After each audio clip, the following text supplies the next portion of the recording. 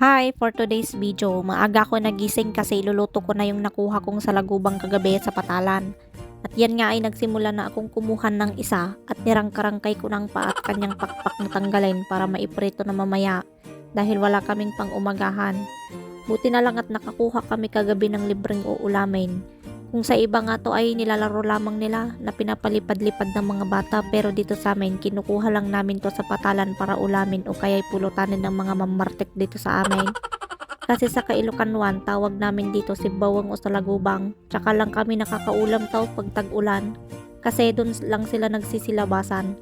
Bale 3 nga kami ng huli niyan kasama sila inang at tatang ko. 55 pieces nga lang ng huli namin nung huling gabi, pero ako din naman ang makakadami dyan dahil gustong gusto ko yung ganyan, lalo pag crispy yung tiyan ng abal-abal at mabugi yung maitlog-itlog, abay ang linamnam ng lasa. Tas isasama mo sa kanin, abay sobrang sarap, parang heaven, mapapadami ka ng kanin. Kaya habang piniprito ko nga dyan yung salagubang, amoy na yung bango ng abal-abal.